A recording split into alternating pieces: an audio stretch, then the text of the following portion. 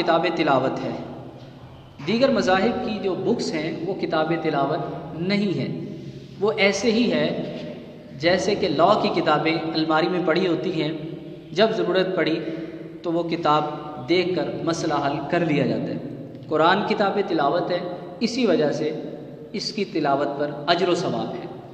سورج مشرق سے نکلتا ہے، جب سورج نکلتا ہے تو سب سے پہلے سورج کی کرنیں فجی میں پڑتی ہیں، اور سب سے پہلے تاریخ کا آغاز فجی سے ہوتا ہے۔ یہ ایک چھوٹا سا ملک ہے جس میں 1,00,000 مسلمان بستے ہیں۔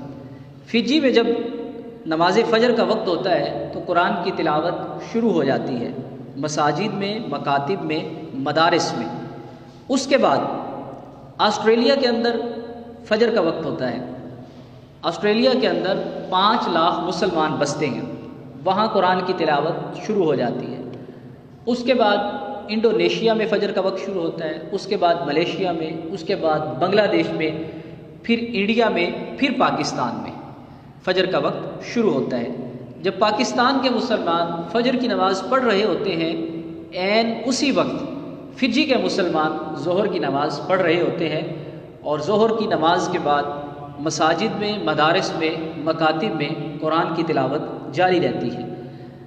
مصر کے مسلمان جب فجر کی نماز پڑھ رہے ہوتے ہیں تو فجی کے مسلمان عصر کی نماز پڑھ رہے ہوتے ہیں، اور جب لیبیا اور الجزائر کے مسلمان فجر کی نماز پڑھ رہے ہوتے ہیں تو فجی کے مسلمان مغرب کی نماز پڑھ رہے ہوتے ہیں، اور جب مراکش کے مسلمان فجر کی نماز پڑھ رہے ہوتے ہیں تو فجی کے مسلمان عشاء کی نماز پڑھ رہے ہوتے ہیں۔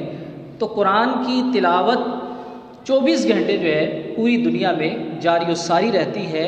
تو اس سے پتہ چلتا ہے کہ قرآن واقعتاً کتاب تلاوت